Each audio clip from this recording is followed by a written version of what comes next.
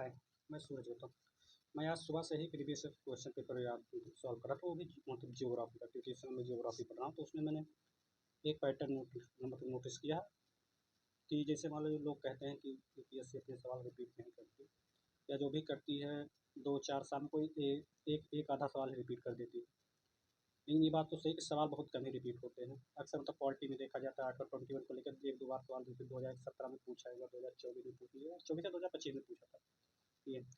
लेकिन अगर हम ज्योग्राफी के सवाल को देखें तो वैसे सवाल तो रिपीट नहीं करती, पर उसके थीम को अक्सर वो रिपीट कर देते, थीम या टॉपिक से जुड़े सवाल। जैसे मान लीजिए हम यहाँ आपको दो सवाल दिखा रहे हैं। एक सी डी एस में पूछा गया था, जो C D S exam UPSC conduct करवाती है, या यूपीएससी सिविल सर्विस में सवाल फ्री में पूछा गया, ये दो सवाल थे।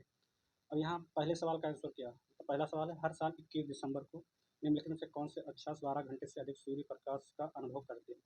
अगर हमें पृथ्वी की गतियाँ, अक्षांश और देशांतर का थोड़ा मतलब ज्ञान है, और हम मतलब थोड़ा बहुत अप्लाई पोर्शन पे के सवाल को करते हैं टेस्ट सीरीज या मॉक टेस्ट में, तो हमें ये सवाल सॉल्व कर ले जाएंगे 12 घंटे। अगर हम देखें उस समय सूर्य की कंडीशन, उस समय सूर्य मकर रेखा पे घूमता है, जो मकर रेखा यानी कि 13.5 डिग्री साउथ में है, ठीक है। और वहाँ सूर्य चमकेगा तो यानी कि सूर्य दक्षिणायन हुआ है, तो उस कंडीशन में कर्क रेखा पे सूर्य 12 घंटे से कम, क्योंकि उस समय ठंडी रहती है, तो वहाँ तो कर्क रेखा का ऑप्शन तो वैसे भी गलत हो जाएगा, यानी कि दो ऑप्शन जिसमें है वो हम वैसे भी एलिमिनेट कर सकते हैं, यानी कि 2 और 4 में, ठीक है। ऑप्शन एक होगा नहीं, क्योंकि भूमध्य रेखा में 12 घंटे तो प्रकाश प्राप्त होता है, लेकिन ये 12 घंटे से अधिक, यानी कि 12 घंटे से अधिक यहाँ दो जगह, एक आर्कटिक वृत्त प्राप्त होगा, एक मकर रेखा पे। तो यहाँ हम ऑप्शन 3 और 4। और ये जो दूसरा सवाल है, जो सी डी एस सॉरी जो पूछा गया था 21 जून को निम्नलिखित में से किस अक्षांश पे 12 घंटे से अधिक समय का सूर्य का प्रकाश विद्यमान रहता है? यानी कि ये पूछा है ग्रीष्मायनांत, यानी कि जब सूर्य की किरणें कर्क रेखा पे चमकती हैं तब। तो उस समय पूछा कि 12 घंटे से अधिक, यानी कि देखा जाए ऑप्शन वही है, सेम ऑप्शन वही रखा गया है, भूमध्य रेखा, कर्क रेखा, मकर रेखा, बस एक ऑप्शन चेक किया, कर्क, उत्तरी ध्रुव, आर्कटिक वृत्त, ठीक है। अब अगर हम देखेंगे उस समय अगर हमें कंडीशन याद है कि सूर्य की किरणें कर्क रेखा में पड़ रही है, कंडीशन क्या है, तो देखो सूर्य का कर्क रेखा पड़े तो तब मैक्सिमम उसकी जो मैक्सिमम टाइम सूर्यताप में 21 साढ़े 23 डिग्री साउथ के उत्तर में ही दिखेगा। तो यहाँ हम दो ऑप्शन वैसे भी है, मकर रेखा में नहीं होगा, और भूमध्य, क्योंकि भूमध्य रेखा इक्वेटर में 12 घंटा, यहाँ पूछा कि 12 घंटे से अधिक होना चाहिए, इसलिए यहाँ भी 3 और 4, यानी कि उसमें भी 3-4 ऑप्शन था, इसमें भी 3-4 ऑप्शन सही है। अब बात ये है कि ये सवाल तो दोबारा रिपीट नहीं करेगा। अगर हम पूछे थीम पे क्या सवाल रिपीट कर सकता है, जैसे मान लीजिए थीम पे ये सवाल रिपीट कर सकता है कि मान लीजिए हम कर्क रेखा पे अगर सूर्य की किरणें चमक रही हैं, तो उस समय अगर हम नॉर्थ से साउथ की तरफ चलते तो दिन की अवधि बढ़ेगी या घटेगी। जैसे एक सवाल आपको साइड में वही है, देखिए 21 जून को यदि आप दिल्ली से चेन्नई की यात्रा करते हैं तो दिन की अवधि क्या होगी, ठीक है।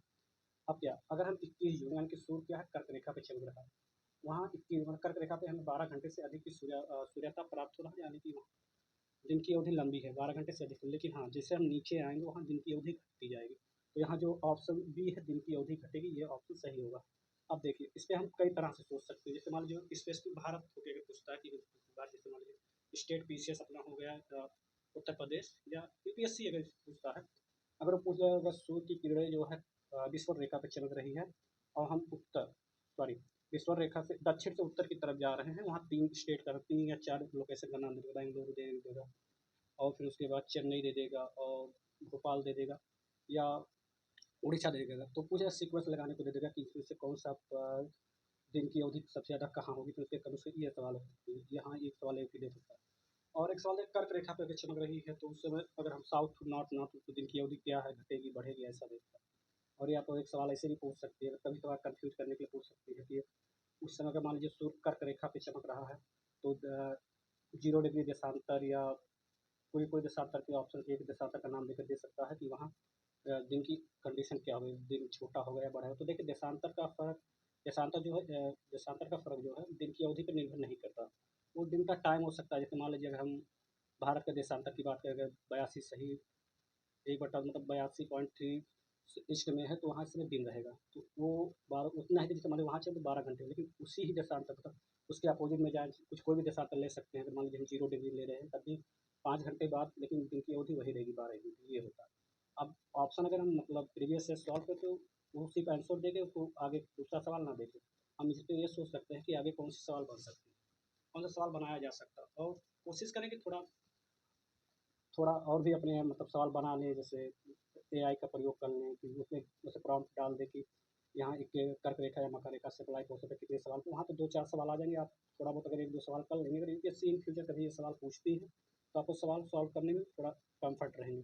नहीं तो रैंडम ऐसे सवाल आ जाएँगे तो अक्सर ही गलती कर देंगे, क्योंकि मान लीजिए इसमें जो 2024 वाले में सवाल में पूछा था उस अटेम्प्ट में मैंने मेरे कई दोस्तों ने उसमें गलत, क्योंकि वहाँ 12 घंटे लिखा, तो उन्होंने कर्क रेखा सॉरी हाँ, कर्क रेखा आर्कटिक वृत्त को छोड़ दिया, तो उन्होंने सिर्फ विषुवत और फिर कर्क रेखा को सही माना। लेकिन वहाँ 12 घंटे से अधिक था, यानी कि 12 घंटा उसमें सूर्य या कर्क रेखा से ऊपर उत्तर में चल रहा है, तो यानी कि वहाँ 6 घंटे का दिन और 6 घंटे की रात होती है, यानी कि वहाँ पे दिन रहेगा। इसलिए वो दोनों ऑप्शन था, विषुवत रेखा पे सिर्फ 12 घंटे, वहाँ पे है 12 घंटे से अधिक है, इसलिए वो ऑप्शन गलत हो जाएगा। ये होता है।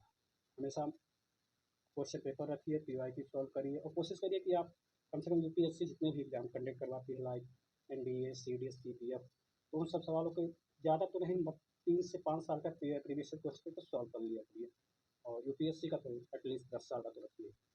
चलिए ठीक है, बाय।